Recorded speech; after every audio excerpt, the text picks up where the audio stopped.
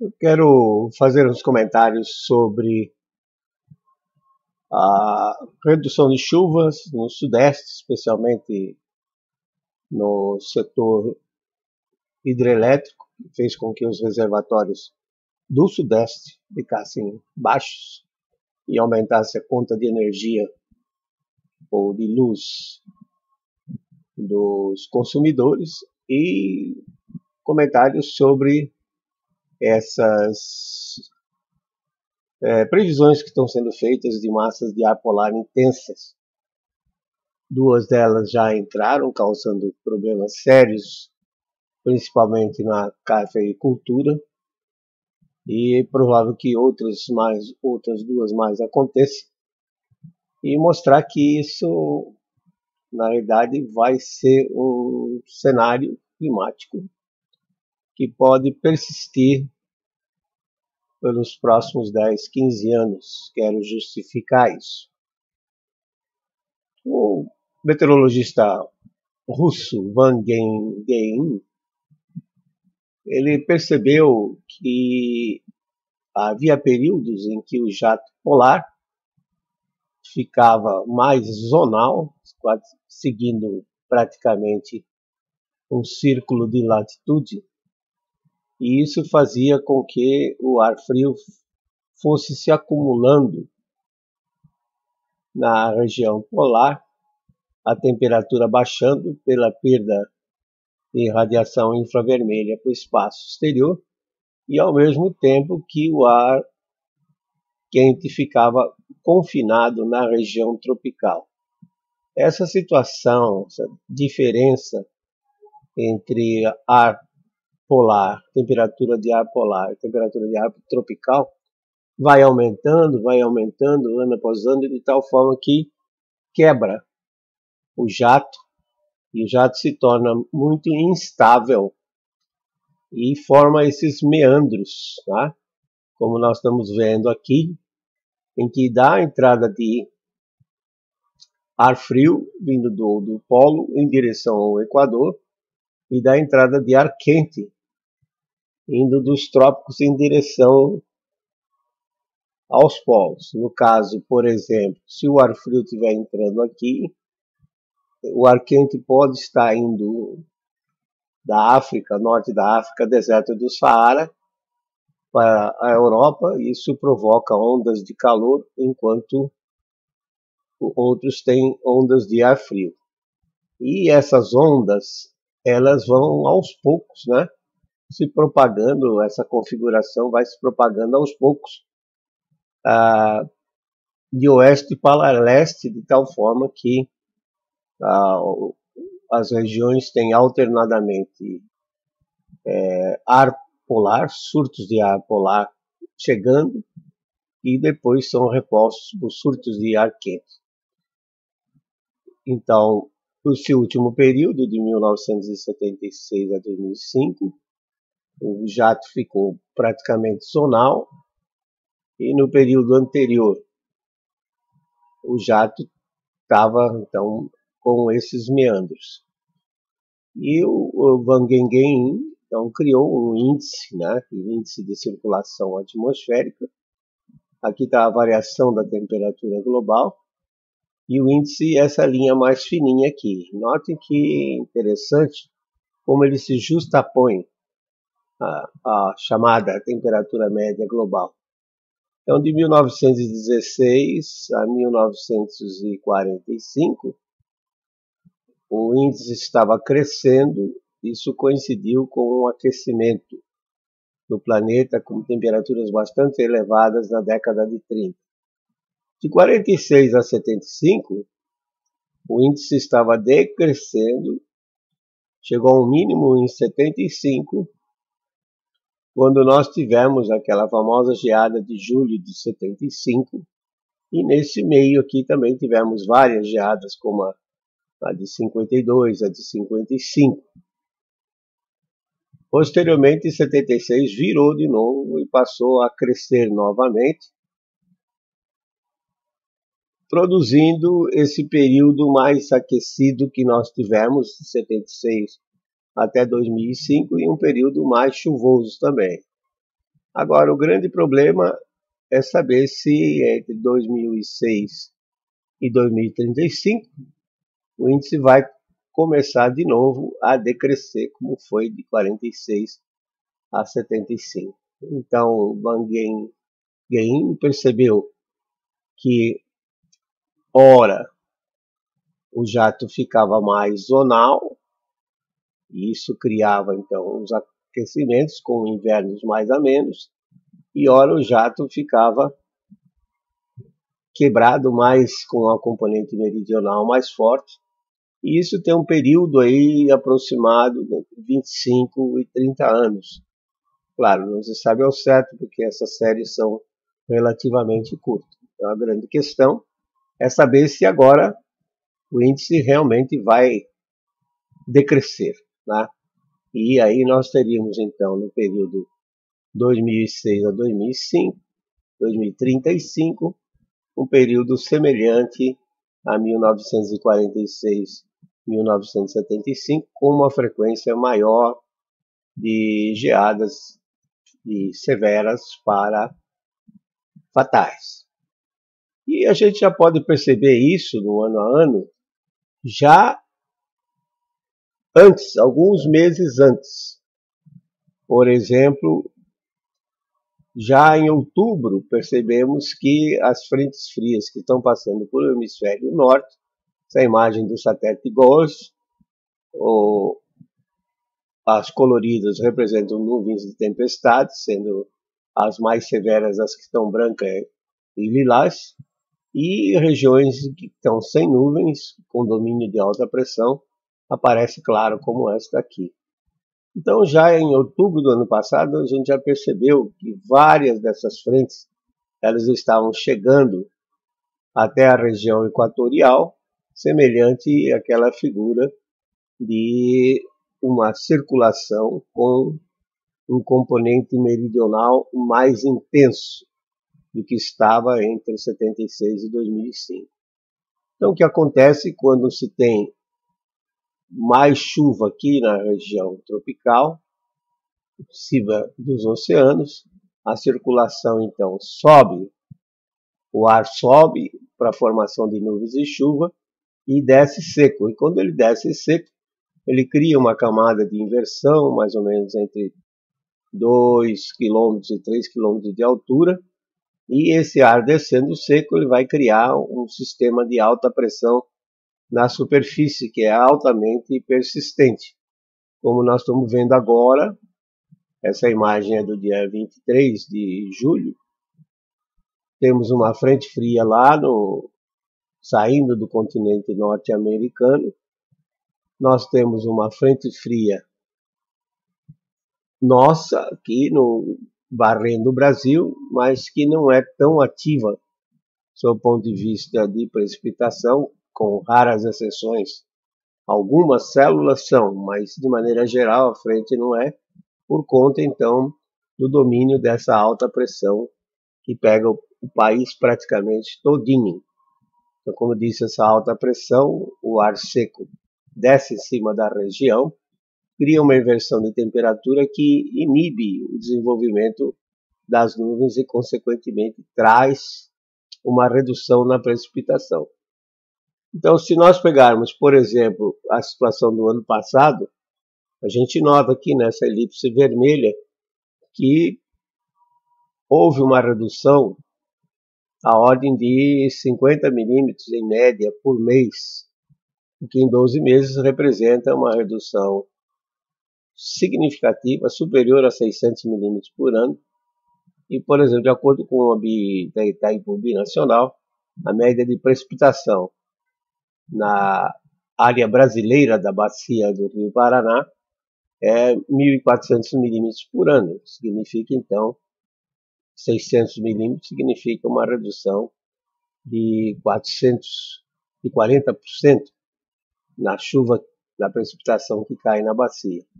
Se nós pegarmos esse ano também, de janeiro a março, aqui está um mapa produzido pelo Instituto Nacional de Meteorologia, mapa de desvios de chuva, também mostra a redução bastante significativa no Rio Grande, na bacia do Rio Grande e na bacia do Rio Paranaíba, que os dois que se juntam formam o Rio Paraná, além da redução do Tietê e da redução do Paranapanema, tá?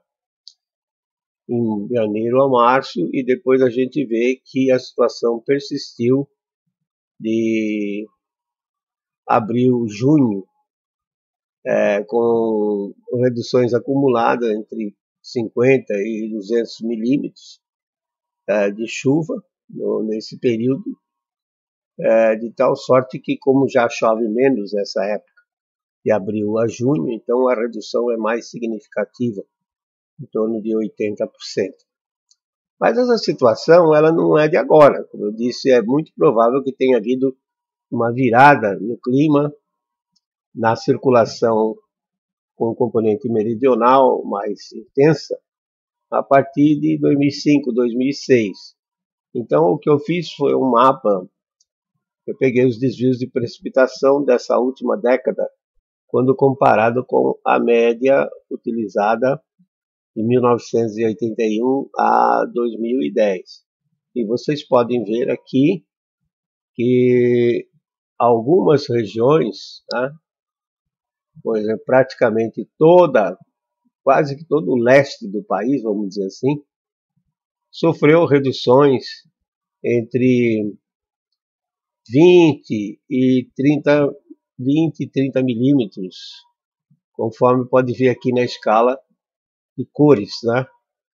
Em média 10 a 15 milímetros. Isso não parece muito, 10 a 15 milímetros por mês, em média anual, daria aí uns 120 milímetros a 150, 180 milímetros no ano. Aparentemente não é nada e é difícil de detectar isso no pluviômetro. Mas, por exemplo, os rios, a bacia dos rios, na verdade, a bacia do rio é um grande pluviômetro, né? Então a gente vê claramente aqui, por exemplo, no posto fluviométrico de São Romão, em Minas Gerais, nesse período de 2011 a 2020, a vazão reduziu de 40% lá em São Romão, ou seja, reduziu de 664 metros cúbicos por segundo, que seria suficiente para rodar uma turbina de Xingó. E analisando então aquele quadradinho ali, que dá bem aqui no meio, a gente percebe então que a pressão atmosférica ao nível do ar, a média do ano, variou consideravelmente. Veja que no período da década de 50, essa pressão subiu e ela estacionou assim, num patamar um pouco mais alto, sugerindo então que, em média, a pressão ficou mais alta nesse período das décadas de 50, 60 até metade da década de 70. Depois a pressão reduziu, né? E aí ficou num patamar um pouco mais baixo, então, com desvios negativos, o que significa então que havia uma predominância de pressões mais baixas e, consequentemente, maior produção de movimento convectivo, formação de nuvens e chuva. E, novamente, a pressão parece ter voltado a subir, e a grande dificuldade é saber se ela vai permanecer nesse patamar por esses próximos 10, 15 anos. Com relação às geadas, por similaridade a 2006, a gente sempre tinha previsto pelo menos 4 massas de ar polar que podiam entrar nesse período de junho a setembro. A primeira delas entrou e a previsão é que ia ser fraca, mas na realidade parece que foi relativamente intensa. Está sendo previsto para entrar agora, nesta semana, uma que seja severa. Há previsões que estão dizendo que essa geada vai ser uma geada fatal, né? Semelhante a 1975. Aqui vocês têm as geadas históricas no sul de Minas, a partir da década de 70. Mas tem uma geada em 1952, 1955, que também foram bastante intensas. A de 75, famosa, a de 81 também foi uma geada severa, e a de 94 também foi uma geada severa. Então a previsão é que, fatal, a previsão era que se tivesse não uma geada fatal agora, nesse período de 24 a 30 de setembro, mas sim uma geada severa, e mesmo assim poderia causar muitos danos, né? Bom, eu denomino severa, temperaturas no abrigo meteorológico entre -2, 2 negativos e 0. E temos ainda a previsão para mais 2 geadas, uma entre 19 e 25 de agosto, que acredito que seja moderada, e essa aqui, que é uma das que mais me preocupa, que seria uma geada tardia, na primeira semana de setembro. Então tem que lembrar que 60% das geadas severas em Minas, no sul de Minas, elas ocorreram entre o dia 25 de junho e 25 de julho. E nesse período, 75% das fatais, chamada em inglês de killing frost, geadas matadoras, também ocorreram nisso. E lembrar que ar frio, ele é mais denso, mais pesado, e ele tende a escorrer pela encosta como se fosse água e se acumular nas partes mais baixas do terreno, os bolsões de geadas. E as encostas que estão mais propensas a ter esse tipo de comportamento do microclima são as encostas que são voltadas para leste, porque as encostas que são voltadas para leste, elas aquecem pouco durante o dia, uma vez que depois do meio-dia o sol já está aquecendo a encosta voltada para oeste, né? E com isso, já por volta de 2 horas da tarde, 3 horas da tarde, a temperatura já começa a cair nessa encosta voltada para leste. Consequentemente, o ar frio desce e se acumula nos bolsões, nessas partes mais baixas. Como o ar está seco e não tem cobertura de nuvens, então há uma grande probabilidade de que ocorra geada. Então o produtor precisa tomar cuidado em lembrar o que o pai dele, que o avô dele dizia: olha, não plante aqui, porque aqui o risco de geada é maior, e seguir aqueles conhecimentos experientes que foram acumulados ao longo da vida dos ancestrais. Então cuidado com essas bolsões.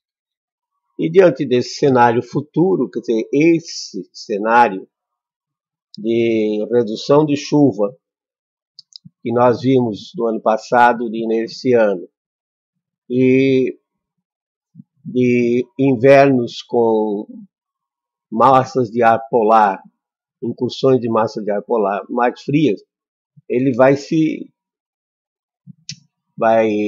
repetir ao longo desses 10 a 15 anos, enquanto a circulação global ficar com um componente mais meridional, ou seja, Equador, polo em direção ao Equador, massas frias, e Equador em direção ao polo, massa quente. Então deve persistir por 10, 15 anos, baseado então naquela teoria do Van Gengen. Então lembrar que no caso do setor elétrico tem que gerenciar bem a precipitação que vai afluir aos reservatórios durante o verão, principalmente, né, de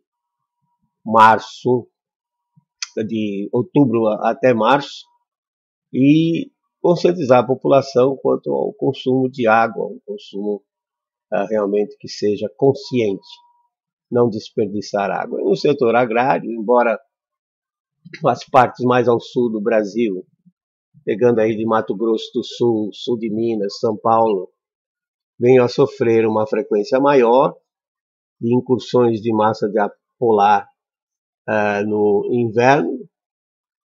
A mesma coisa vai ocorrer no hemisfério norte.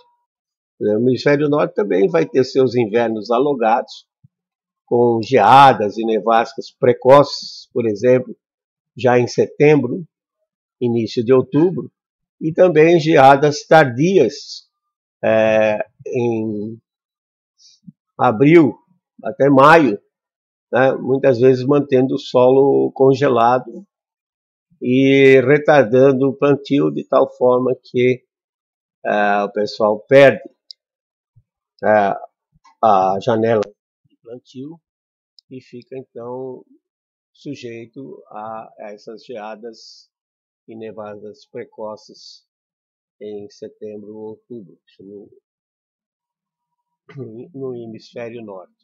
Isso vai gerar pequenas quebras de safra, principalmente nos Estados Unidos, na Ásia, e aí os preços devem ficar em alta. Então, os produtores brasileiros devem aproveitar essa situação desses próximos 10, 15 anos, particularmente o pessoal que está mais ao norte, né, centro-oeste e norte, produzir mais, porque realmente a demanda vai aumentar.